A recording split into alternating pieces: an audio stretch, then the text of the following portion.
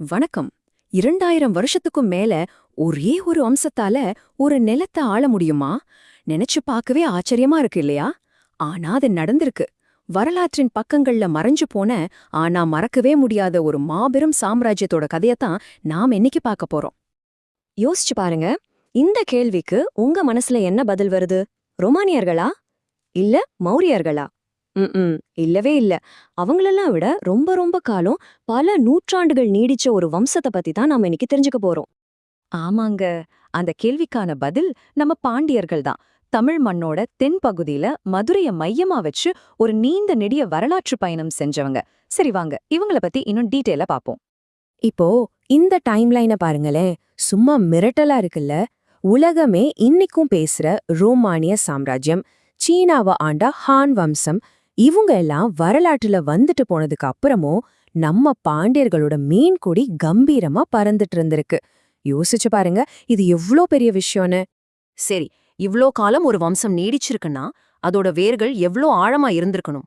வாங்க, அவங்களோட தொடக்க காலத்துக்கு போய் பாப்போம். இந்த மேற்கோள் ரொம்பவே ஸ்பெஷல். ஏன்னா இது எழுதினது யாரு தெரியுமா?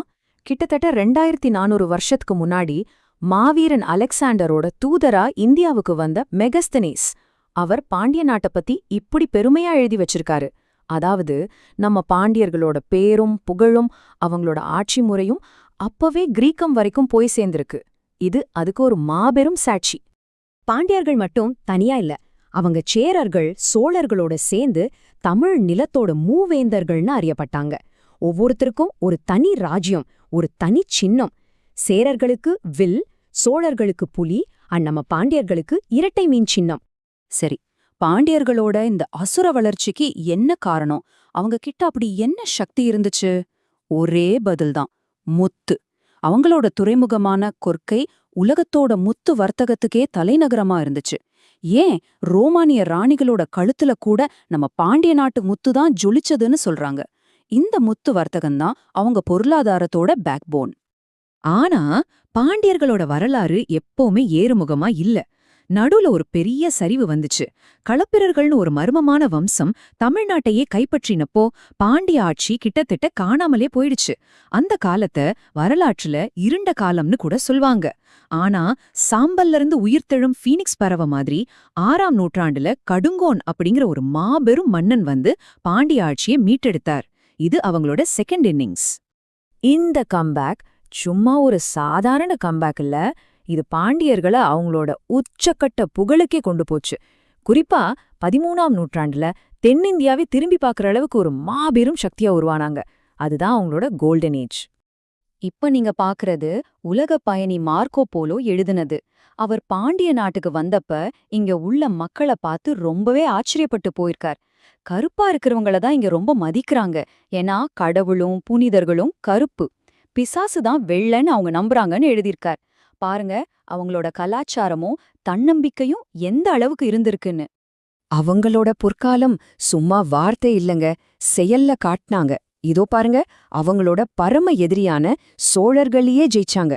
அதோட நிக்கல, ஹொய்சால பேரரச தோற்கடிச்சு அவங்க ராஜாவையே கொன்னாங்க. தெற்கே இலங்கை வரைக்கும் படையெடுத்து அங்கிருந்த புத்தரோட புனித பல்ல மதுரைக்கு தூக்கிட்டு வந்தாங்கன்னா பாத்துக்கோங்களேன். அவங்க பவரோட பீக் இதுதான். ஆனா எந்த ஒரு சாம்ராஜ்யத்தோட உச்சமும் நிரந்தரம் இல்ல இல்லையா? பாண்டியர்களோட கதையிலயும் ஒரு சோகமான திருப்புமுனை வந்துச்சு. அவங்களோட வீழ்ச்சி ரொம்ப வேகமா, யாருமே எதிர்பார்க்காத விதமா நடந்துச்சு. எல்லாம் சரியா போயிட்டு இருந்தப்போ ஒரே ஒரு விஷயம், ராஜாவோட மரணம் மொத்த சாம்ராஜ்யத்தையுமே ஆட்டம் காண வச்சிருச்சு. அடுத்த அரசர் யாருங்கிற கேள்விக்கு வீரபாண்டியன், சுந்தரபாண்டியன்னு அவரோட 2 பசங்களும் ஒருத்தருக்கொருத்தர் அடிச்சுக்கிட்டாங்க. இந்த அண்ணன் தம்பி சண்டை மொத்த ராஜ்யத்தையும் உள்ளிருந்தே பலவீனமாக்கிடுச்சு. இந்த கேப்ல தான் வடக்கிலிருந்து மாலிக் கபூரோட படை உள்ள புகுந்துச்சு. இதோட விளைவு ரொம்ப மோசமா இருந்துச்சு. பாண்டியர்களோட உயிரும் பெருமையுமா இருந்த மதுரை அவங்க கையை விட்டு போச்சு. அங்க மதுரை சுல்தானகம்னு ஒரு புதிய ஆட்சி உருவாச்சு. பாண்டியர்களோட அந்த பெரிய சாம்ராஜ்ய கனவு அதோட முடிஞ்சிருச்சு. ஆனா கதை இதோட முடியல. ஒரு பேரரசு வீழலாம், ஆனா அது விட்டுட்டு போற தடம் அழியாது. பாண்டியர்கள் விட்டு சென்ற கலாச்சார அடையாளங்கள் இன்னைக்கும் நம்ம தமிழ்நாட்டுல உயிர்ப்போட இருக்கு. அதுதான் அவங்களோட உண்மையான வெற்றி. அவங்க நமக்கு என்னெல்லாம் கொடுத்துட்டு போயிருக்காங்க தெரியுமா? நம்ம தமிழ் மொழிக்காகவே மதுரையில சங்கம் வச்சு வளர்த்தது அவங்கதான். இன்னைக்கு நாம பாக்குற பிரம்மாண்டமான கோயில் கோபுரங்கள் எல்லாம் அவங்க ஆரம்பிச்சு வச்ச கட்டிடக்கலை ஸ்டைல் தான். அவங்க பெரிய சாம்ராஜ்யம் வீழ்ந்த பிறகும் கூட தென்காசி மாதிரி இடங்கள்ல இருந்து அவங்க பரம்பரை தொடர்ந்துச்சு. இப்போ உங்க எல்லாருக்கும் ஒரு சூப்பரான ஆச்சரியமான விஷயம் சொல்ல போறேன். நாம தினமும் பாக்குற நம்ம தமிழ்நாடு அரசோட அதிகாரப்பூர்வ சின்னம் இருக்கு இல்லையா, அதுக்கும் பாண்டியர்களுக்கும் ஒரு நேரடி கனெக்ஷன் இருக்கு. அது என்ன தெரியுமா? அந்த சின்னமே பாண்டியர்கள் கட்டுன ஸ்ரீவில்லிபுத்தூர் ஆண்டாள் கோயில் கோபுரம் தான். அடேங்கப்பா, யோசிச்சு பாருங்க. கிட்டத்தட்ட 2000 வருஷம் ஆட்சி செஞ்ச ஒரு வம்சத்தோட அடையாளம் இன்னைக்கும் நம்மளோட அரசாங்க சின்னமா இருக்கு.